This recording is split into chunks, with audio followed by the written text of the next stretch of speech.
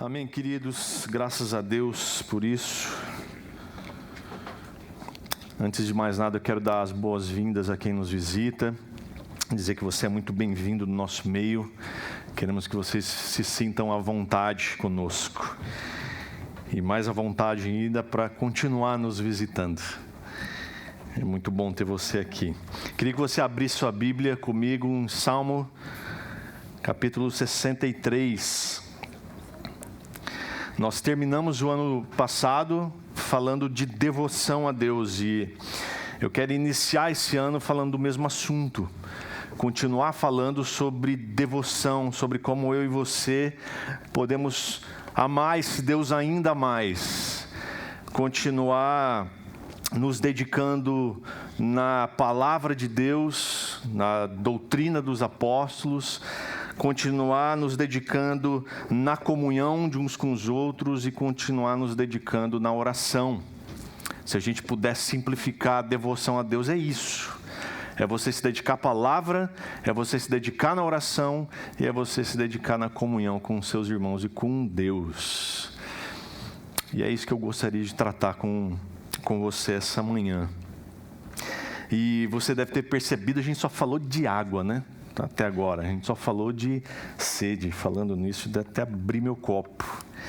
Você já teve em algum momento na sua vida que você sentiu muita sede? Agora de manhã, antes de vir para cá, eu abri o Instagram e tinha no Instagram um vídeo da Miaf do Basso, né? O Fernando Basso, lá de Madagascar, falando de chuva. E era um vídeo de novembro, ele feliz, louvando a Deus, porque estava chovendo naquele dia. E a previsão era de chuva somente no mês que vem. E estava chovendo.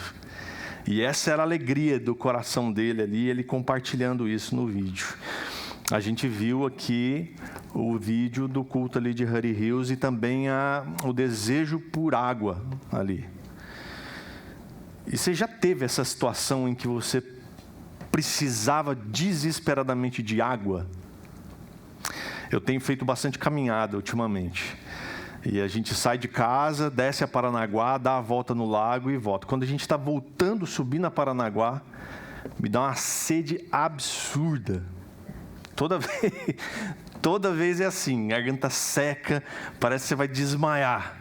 O passo já não está igual no início da caminhada. E eu fico pensando, não vejo a hora de chegar em casa, abrir a geladeira e pegar um copo de água e beber. Às vezes não dá para chegar em casa, a gente passa no mercado, compra uma garrafinha de água. Mas a sede é uma coisa que incomoda profundamente. Talvez você deve ter a experiência de carpir um lote. Também dá uma sede absurda. Eu tenho certeza que todo mundo que já teve essa experiência de fazer algum trabalho árduo, difícil e que demandava muita água, muita sede. Eu fico imaginando que para nós isso não é problema, porque a gente abre a torneira e a gente tem água em abundância. Nós abrimos a geladeira, a gente tem um copo de água. A gente tem aqui água que a gente pode servir à vontade. Mas eu fico pensando numa situação como a de Hurry Hills, como a de Madagascar, como em tantos outros lugares onde a água é escassa e de que beber um copo de água não é tão simples como é para nós. Eu fico imaginando numa situação extrema de alguém num deserto, por algum motivo, onde a escassez de água faz ele dosar goles de água por vez. A gente não faz ideia do que é isso, de como é a escassez extrema de água. Mas no Salmo 63, especificamente, a gente vai ver aqui Davi numa situação de fuga. Ele está no deserto de Judá, ele está fugindo, muito provavelmente aqui de Absalão, do golpe de estado de Absalão. E ele provavelmente está numa escassez muito grande de água e de comida. E pensando nessas coisas, pensamos no Salmo 63 e pensamos muito nessa semana nessa situação de Hurry Hills, eu fiquei imaginando tudo isso e de como esse salmo fala de um tipo de sede que não se sacia com um copo de água. Um tipo de sede que não é possível você saciar simplesmente bebendo um copo de água. É um tipo de sede de Deus. E é interessante a gente pensar sobre isso no início de ano, onde a gente já vem de um período longo de tempo de turbulências na vida de todo mundo. Há 2 anos nós enfrentamos uma pandemia, rumores de guerra, uma política em ebulição no nosso país, e tudo parece que é tão tenso, tudo parece que é tão seco, tão árido. A gente inicia um ano de incertezas. A gente inicia um ano sem saber ao certo o que vai acontecer. Muita gente preocupada com o que pode acontecer. Mas uma coisa é certa, Deus continua sendo Deus. E talvez é isso que nós devemos nos apegar. Então, quando Davi, ele escreve esse salmo, ele já diz no início do salmo: ó Deus, Tu és o meu Deus e eu te busco de todo o coração. Minha alma tem sede de Ti. Então, quem está dizendo isso está sendo privado daquilo que ele mais anseia. E não é de água, não é de comida. No caso de Davi, ele se refere ao tabernáculo do Senhor, que estava lá em Jerusalém e estava abrigando a arca lá, que era dali que vinha a presença de Deus. Era disso que Davi tinha sede, da presença, do culto, do momento dele com Deus, dos momentos de adoração. 2 Samuel 15:25 diz isso para nós, o momento em que Davi precisa sair de lá e deixar a arca. Então ele diz para Zadok: leve a arca de Deus de volta para a cidade, e se for da vontade do Senhor, ele me trará de volta para ver novamente a arca e o santuário. Mas se ele não se agradar de mim, que faça comigo o que lhe parecer melhor. Então Davi tinha saudade da presença de Deus. Davi tinha sede disso.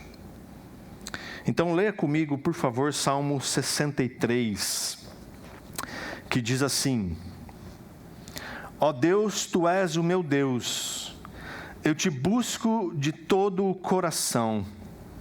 Minha alma tem sede de Ti, todo o meu corpo anseia por Ti, nessa terra seca, exausta e sem água. Eu te vi em Teu santuário e contemplei o Teu poder e Tua glória. Teu amor é melhor que a própria vida, com os meus lábios Te louvarei. Sim, Te louvarei enquanto viver. A Ti em oração levantarei as mãos. Tu me satisfazes mais que um rico banquete, com cânticos de alegria Te louvarei. Quando me deito, fico acordado pensando em Ti, meditando a Teu respeito a noite toda, pois Tu és o meu auxílio. À sombra de Tuas asas, canto de alegria, minha alma se apega a Ti. Tua forte mão direita me sustenta. Aqueles, porém, que tramam me destruir, descerão às profundezas da terra, morrerão pela espada e servirão de comida para os chacais. O rei, contudo, se alegrará em Deus. Todos que juraram falar a verdade o louvarão, mas os mentirosos serão calados. Pai, em nome de Jesus, eu quero pedir ao Senhor, Pai, que nessa manhã fale ao nosso coração. e coloca em nosso coração, Deus, um desejo profundo por Ti. Um desejo pela Tua presença, Senhor. Deus, é isso que nós Te pedimos em nome de Jesus. Arrebata o nosso coração nessa manhã, meu Deus. Em nome de Jesus. Amém. A primeira coisa que a gente vê aqui é que a presença de Deus sacia. O Salmo mostra esse desejo de Davi em estar na presença de Deus. Isso, sem dúvida nenhuma, é o mais importante para ele. Então ele diz que busca a Deus de todo o coração. Em outras versões você vai ver aí, cedo te buscarei, busco ansiosamente. Isso quer dizer que Davi tem pressa.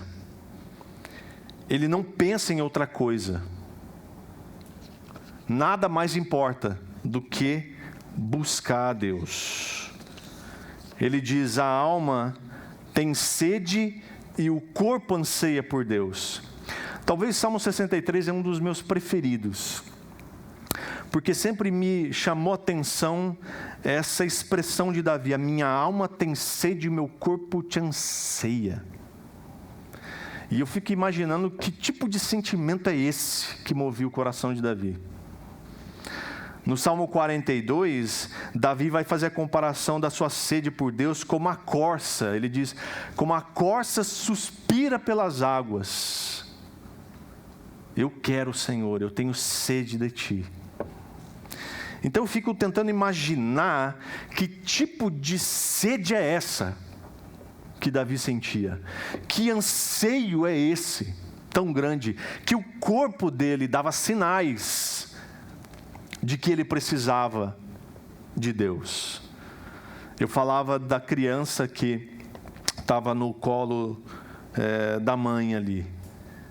A sede, ela provoca uma série de coisas no seu corpo. Dor de cabeça, náusea, desorientação. Então talvez Davi está se referindo a esse tipo de coisa. Ele está dizendo, meu corpo está dando sinais de que eu preciso de Deus. A perna estremece, a boca seca. Eu quero tanto esse Deus que meu corpo já está dando sinal.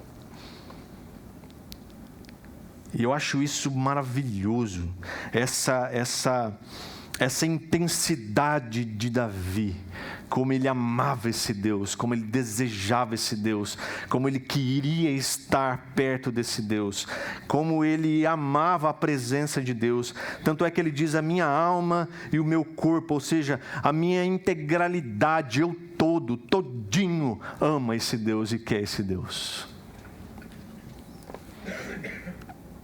Ele carece de Deus. E sempre me intrigou isso. E eu ficava pensando, como é que é sentir isso? Como será que é desejar esse Deus a esse ponto? Do corpo dar sinais. Ele fala, nessa terra seca, exausta e sem água. Esse era o retrato da vida de Davi, naquele momento. Fugindo do próprio filho que queria tomar o trono. Então era uma vida de fato seca, exausta e sem água. E talvez seja o retrato da vida de muitos de nós nesses dias.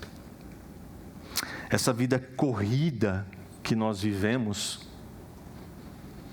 porque não sei você, mas parece que essa palavra vida corrida está na boca de todo mundo, não está? Você vai conversar, e daí, como vai a vida? Ah, uma correria. Vida corrida. Ou por que você não veio? Ah, uma correria. Por que você não estava com a gente? Ah, uma correria. Então essa vida corrida, agitada, ela é de fato seca, exausta e sem água. Mas Jesus fala para mim e para você que a água que mata a sede é outra. João capítulo 4, versículo 10, ele diz para aquela mulher samaritana o seguinte: ele diz assim: se ao menos você soubesse que presente Deus tem para você e com quem você está falando, você me pediria e eu lhe daria água viva. E mais para frente um pouquinho ele diz: quem bebe dessa água que eu dou, nunca mais terá sede. É em Deus que ele, Davi, que eu e que você encontramos saciedade. Só nele nós vamos ficar saciados. Não é a vida corrida.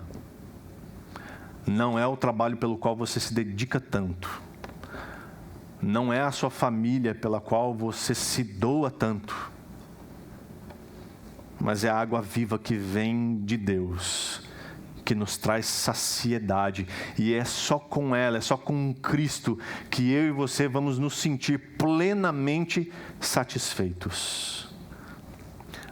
Você pode fazer como Eclesiastes diz: corre atrás do vento e continua correndo. E a correria vai continuar sempre existindo na sua vida, mas a vida vai continuar seca, exausta e sem água. Mas a água viva que Jesus tem para dar para mim e para você nos faz nunca mais sentir sede. A segunda coisa que nós aprendemos aqui é que a presença de Deus vivifica. Parece que nesse trecho aqui do versículo 2 ao versículo 4, Davi vai mostrar que ele de fato tem saudades dos momentos que ele tinha no tabernáculo e dos momentos de culto a Deus. Eu conheci muitas pessoas que se afastaram dos cultos de Deus por diversos motivos, e aí os motivos são inúmeros mesmo. Mas que por causa da saudade do ambiente de culto, eles retornaram para Deus. Lendo um documentário sobre a vida de C.S. Lewis e Tolkien, C.S. Lewis era protestante, mas por causa da morte da mãe, ele se afastou de Deus e se tornou ateu. Tolkien, católico, era um homem muito devoto. Um homem que amava a Deus. E quando C.S. Lewis e Tolkien, que se tornaram amigos, começou a observar a vida de Tolkien, ele percebeu que Tolkien era um excelente homem de Deus, ele amava a Deus, ele era um excelente pai de família, ele observava o comportamento de Tolkien com a esposa e os filhos, ele era um excelente trabalhador, Tolkien dava aula na faculdade, e C.S. Lewis admirava isso, e um excelente escritor. E Tolkien também era dedicado à sua igreja. Isso fez com que C.S. Lewis voltasse para Deus. E C.S. Lewis é autor de grandes livros, por exemplo, Cristianismo Puro e Simples, que eu recomendo. E aí Davi diz aqui no Salmo: eu te vi no santuário e contemplei o teu poder e a tua glória. Obviamente ele não está falando de teofania, ele não deve ter visto Deus de verdade ali com os próprios olhos. Ele não viu Deus literalmente, mas ele fala da evidência da presença de Deus. Sabe aquela coisa quando você fala assim: eu senti Deus. Não é que na verdade você sentiu Deus, mas o seu coração percebeu a evidência da presença de Deus. Você ouve um louvor e não tem como você não se emocionar, porque a presença de Deus é nítida. Tão nítida que parece que dá para tocar. Já sentiu isso? A impressão que dá é que você ouve verdadeiramente, literalmente Deus. É disso que Davi está falando aqui. De que a presença era tão evidente, tão clara de Deus, nos louvores, nas orações, na alegria do culto. Que ele diz assim: teu amor é melhor que a própria vida. O que Davi está dizendo aqui é que a bondade, o amor de Deus é melhor que a vida que ele estava perdendo. Davi estava fugindo com perigo de morte no deserto, então sua vida estava indo embora. Ele está dizendo assim: Deus, essa vida que me resta, que qualquer um de nós se apegaria fortemente a ela, ele está dizendo, essa vida aqui não vale nada, porque a tua presença é muito melhor do que ela. O que é que você está perdendo por estar aqui hoje, agora? Nas épocas áureas, do Ayrton Senna, estar no culto significava que você perdia uma excelente corrida de Fórmula 1. Hoje eu nem sei mais. Existe Fórmula 1? Eu nem lembro. Existe, né? O que você está perdendo hoje aqui? O que você perde por dedicar sua vida a Deus? Que vida você perderá por ter uma maior dedicação ao Senhor? Qual é a vida que você vai perder se você resolver hoje se dedicar mais a Deus? Isso me faz lembrar do que o próprio Jesus disse em Mateus 16, 25. Quando ele diz assim: quem perder a vida por minha causa, este a preservará. E aí Davi vai dizer assim, além de dizer que o amor de Deus é melhor que a própria vida, ele vai dizer: eu te louvarei enquanto eu viver. O tempo de duração da devoção, meus irmãos, não é por um período da sua vida. Então, eu vou dedicar aqui a minha juventude a Deus. Mas é para toda a vida. Então, isso quer dizer que não tem aposentadoria. Você não se aposenta da devoção a Deus. E também não tem férias. Você não tira uns dias da devoção a Deus. Bom, eu vou para a praia, e na praia, assim, Deus, só 15 dias. Depois que eu voltar, eu continuo te adorando. Não, a devoção a Deus é enquanto se vive. Desde o momento em que você conhece a Deus até o dia que você fechar os seus olhos para esse mundo, você precisa adorar esse Deus. E ele diz: em oração levantarei as mãos. O levantar das mãos era um gesto comum de oração. Assim como é hoje, como a gente faz isso, levanta as mãos enquanto adora ao Senhor, enquanto ora ao Senhor. Mas esse gesto de levantar as mãos era associado à figura de mostrar que as mãos estavam limpas. Então, Deus, eu estou diante do Senhor de mãos limpas. Isso quer dizer o quê? Que eu não tenho pecados? Não. Significa que os meus motivos são genuínos, são puros. E de que os pecados que eu carrego, eu me arrependo deles. Então, Deus, o Senhor sabe que eu sou pecador, portanto, não me fulmine. Não me mate na tua presença. Eu entro confiadamente, porque o sangue de Jesus me lavou dos meus pecados. Então, por isso eu posso entrar na tua presença sem medo.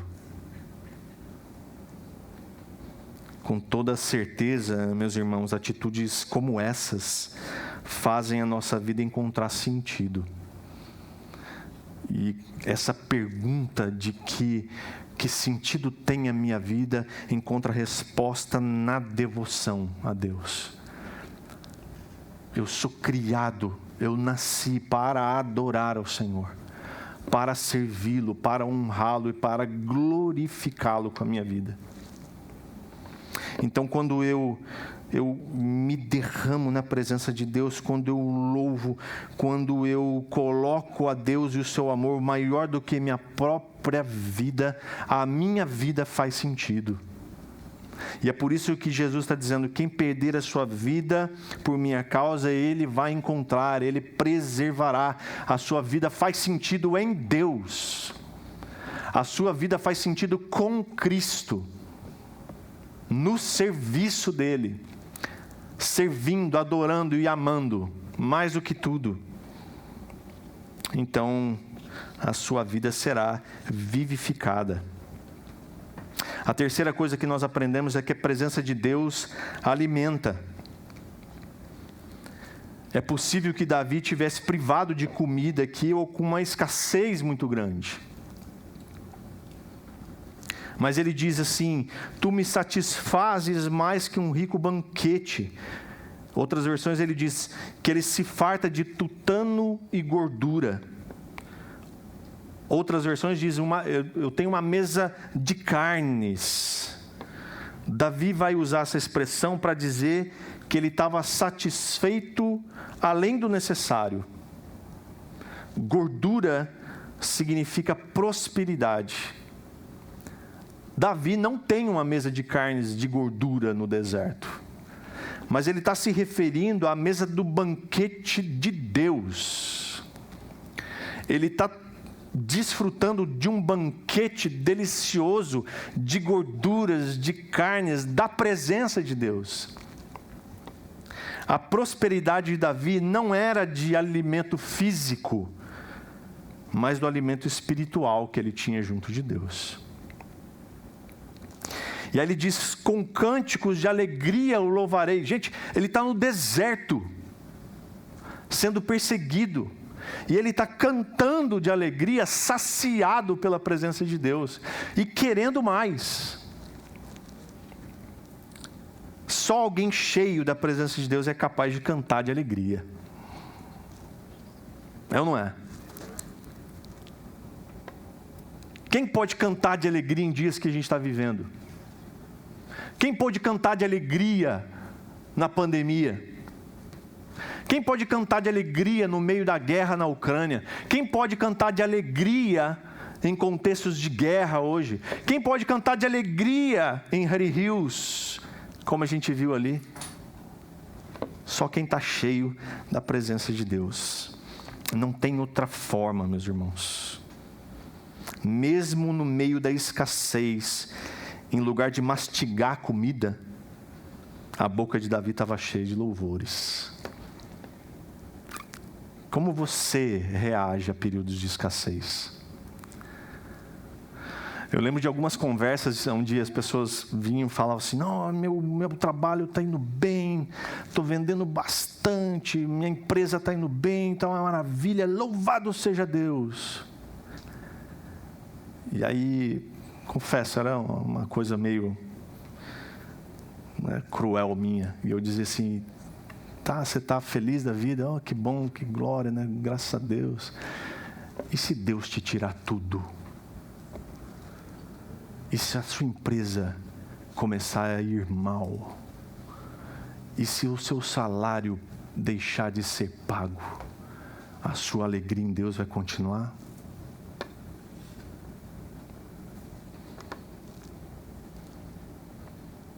E se a bênção parar de vir, meus irmãos? E se você vier a experimentar períodos de escassez na sua vida, o seu amor por Deus vai permanecer do mesmo jeito?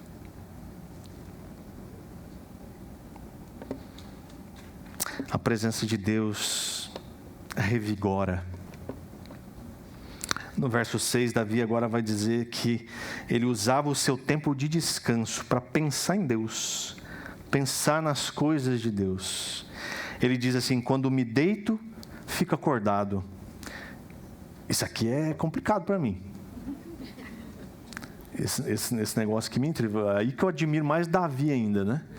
Ele se deita e ele fica acordado. Davi certamente não sofria de insônia. Certamente. Porque no Salmo 3,5 ele fala, na mesma situação de fuga, ele estava fugindo também, ele dizia: eu deito-me e pego no sono.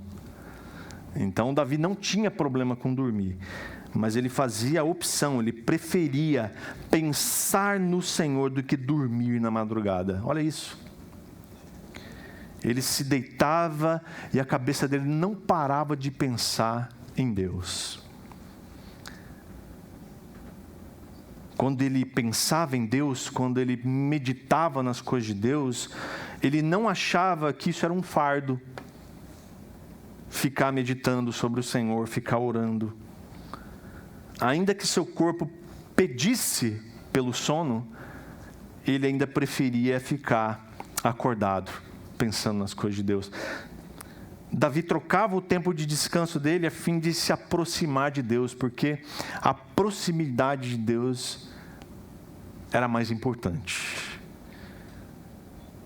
Quantos de nós já foram vencidos pelo sono no momento de oração noturna, de meditação na palavra? Parece que é sonífero, né? Você pegar a Bíblia e ler à noite. Orar, então. Orar deitado, então, nem se fala, né? Você deita a cabeça no travesseiro. Deus, meu Deus. Você vai acordar no outro dia e dorme igual um bebê.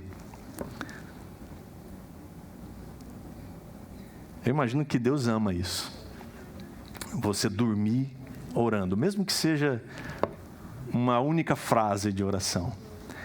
Mas você dormir falando com o seu Deus é bom demais.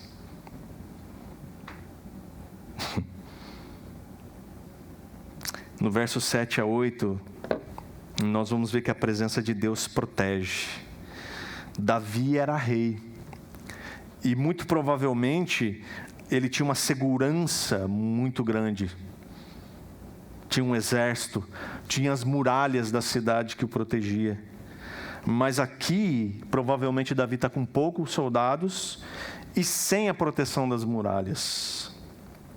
Ainda assim, Davi adora a Deus, porque ele se sente cuidado e protegido. Ele diz: Tu és o meu auxílio. Deus era a sua ajuda, Deus era o seu socorro, Deus era a sua assistência. Quantas vezes Davi experimentou a proteção de Deus? Quantas vezes Deus livrou Davi de situações piores do que essa? Segundo Samuel 8, você vai ver lá uma lista das vitórias de Davi. E ele diz: à sombra de tuas asas eu canto de alegria. Mais uma vez aqui ele expressa o desejo de cantar de alegria. À sombra das asas de Deus. A proteção de Deus trazia essa alegria para Davi. Ele se sentia seguro, e se sentir seguro traz alegria. Isso me faz lembrar do que Jesus disse sobre Jerusalém, em Mateus 23, 37, quando ele diz: Jerusalém, quantas vezes eu quis juntar seus filhos, como galinha protege os seus pintinhos sob as asas. Deus traz a gente para debaixo das tuas asas, e ali Ele nos protege. Ele nos faz nos sentir seguros, protegidos, livres do perigo. Não adianta você se preocupar com segurança se Deus não te colocar debaixo das tuas asas. E ele diz: a minha alma se apega a ti. Davi literalmente está agarrado a Deus. A ideia aqui da minha alma se apega a ti, é como se Davi fosse uma sombra de Deus. Onde Deus vai, Davi vai atrás. Lembra aquele sombra, daquele palhaço que ficava na rua, e as pessoas passavam, e ele ia imitando as pessoas bem atrás? Davi faz isso com Deus. Para onde Deus se move, Davi vai atrás. Ele quer estar junto, ele quer estar agarrado, ele quer ficar junto. E assim deveria ser comigo e com você. Para onde é que Deus está apontando? Para onde é que Deus está se movendo? Ali eu quero estar. O que é que Deus está fazendo? Eu quero saber, porque eu quero ir junto. Eu quero cooperar com Ele, eu quero estar junto, eu quero ser a sombra, acompanhando, seguindo, colado nele. Porque Ele diz que tua forte mão direita me sustenta. Davi não tem muralhas, mas ele está cercado e protegido pela forte mão direita de Deus. Isso quer dizer que Deus é poderoso. E Deus é capaz de nos proteger. Deus é capaz de nos livrar do mal e do perigo, com sua forte mão direita. Davi vê esse Deus como fonte de segurança e alegria. Ao mesmo tempo que ele sabe que os inimigos não são capazes diante de Deus, o soberano. A esses inimigos, só resta o que dizem os versos 9 a 11. O destino deles são as profundezas da terra. Então você pode estar pensando assim, mas é Davi, né? Davi não era um homem segundo o coração de Deus? Então, Davi tinha essa capacidade. Conhecia Deus assim, ó. Então, Davi era um homem segundo o coração de Deus, era assim com Deus. É mais claro e evidente de que ele sentisse de fato essa saudade toda, essa sede toda de Deus. Davi era pecador, assim como eu e você. Davi era falho, assim como eu e você. Mas uma coisa a gente precisa aprender com Davi. Ele não demorava em se arrepender. E quando ele se arrependia, ele corria para Deus. É engraçado que a gente vê hoje em dia as pessoas cometendo falhas e se afastando da igreja. Se afastando de Deus. Ela vai dizer, eu tenho feito coisas erradas. Se arrependa e volte para Deus. É a melhor coisa a se fazer. Se arrepender e correr para Deus. Alguém me disse uma vez que era possível medir a santidade. Medir a santidade é medir o tempo em que um homem leva para se arrepender dos seus pecados e se lançar aos pés de Jesus. Quanto menos tempo ele demora para se arrepender e se lançar aos pés de Jesus, mais santo ele é.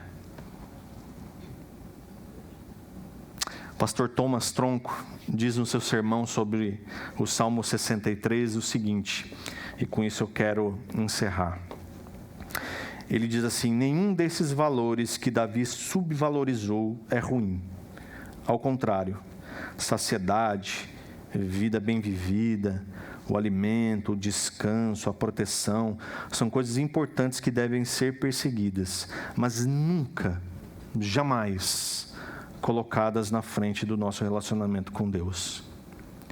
Assim, é tocante e inspirador ver como Davi trocaria tudo para andar com Deus. Porém, é também tocante observar que em nossos dias a busca por esses valores é frequentemente a causa de as pessoas abandonarem o Senhor ou deixarem-no em segundo plano. Por causa do conforto, segurança, descanso e lucros financeiros, já vi muitos crentes que serviam a Deus com afinco irem se afastando aos poucos, até que não sentissem mais qualquer necessidade de comunhão com o Senhor ou com sua igreja. Até que não tivessem a terrível sensação de um vazio interior quando não louvavam a Deus, nem aprendiam sua palavra. Até que a única recordação que tinham de seu Salvador fosse a de que servi-lo cansava muito e gastava tempo demais. Algumas vezes, nem sei direito o que dizer para tais pessoas, tamanha insensibilidade que acalentam em seus corações. Só sei dizer que suas vidas estão secas e áridas, quanto o deserto em que Davi esteve. Que em nome de Jesus, a minha e a sua vida, meus irmãos, não esteja tão distante do Senhor a ponto de estarem secas. Mas que seja comum a todos nós o desejo por mais de Deus, de estar na tua presença, de amá-lo mais do que tudo, tal como a terra seca que precisa de água constante. Pai, muito obrigado, Senhor, pela Tua palavra. Obrigado pela vida de Davi, que nos ensina que amar o Senhor é o mais importante. Desperta em nosso coração o desejo por mais de Ti, Senhor. Desperta em nosso coração o desejo e o amor pela Tua palavra, por nos debruçar na Bíblia. Não simplesmente nos dedicar a um plano de leitura bíblico anual, mas amar a Bíblia, ler, devorá-la, como quem come, um faminto come um prato de comida, ou um sedento bebe um copo de água, que a gente anseie pela palavra do Senhor. Pai, desperta em nosso coração o desejo pela comunhão com o Espírito Santo e a comunhão com os nossos irmãos. E desperta também em nós o desejo de orar mais, crendo que o Senhor ouve as nossas orações, e por isso oramos. Ó Deus, em nome de Jesus, gera em nosso coração fome e sede por Ti, cada vez mais fome, cada vez mais sede de Ti, de tal ponto que o nosso coração não aguente esperar o próximo domingo para o culto, mas que nós façamos das nossas casas, dos nossos encontros com os amigos, momentos de culto, momentos de celebração do Senhor. E que no domingo, quando estivermos juntos, o nosso coração se alegre de estar, Pai, no culto junto com os nossos irmãos. E que nós possamos cantar cânticos sem prestar atenção se a música é boa ou se é ruim, se os instrumentos estão afinados ou não, mas de que a nossa adoração esteja afinada ao ponto de chegar ao Teu coração. Ah, Deus, muda o nosso coração, meu Deus. Nos transforma. Tudo para que o Senhor seja glorificado. Em nome de Jesus. Que a graça do Senhor Jesus Cristo esteja com cada um de nós, nos alcançando, nos fazendo lembrar do seu sacrifício naquela cruz. Que o amor de Deus celebre, Senhor, em nós, esse amor que nos faça, ó Pai, a cada dia nos alegrar em Ti. E que a comunhão do Espírito Santo nos una a Ti mais e mais, e aos nossos irmãos, para que o Senhor seja reconhecido em nós. Em nome de Jesus. Amém. Amém, queridos? Que Deus te abençoe grandemente, que você tenha um domingo abençoado, uma semana cheia da presença de Deus, que em nome de Jesus, Deus coloque em seu coração fome e sede dEle, para que você tenha uma semana de devoção a Deus, e que domingo que vem, ou melhor, que na quinta-feira que vem, na reunião de oração, eu e você estejamos aqui juntos, para adorar esse Deus, para clamar a Ele, para orar uns com os outros. Deus te abençoe.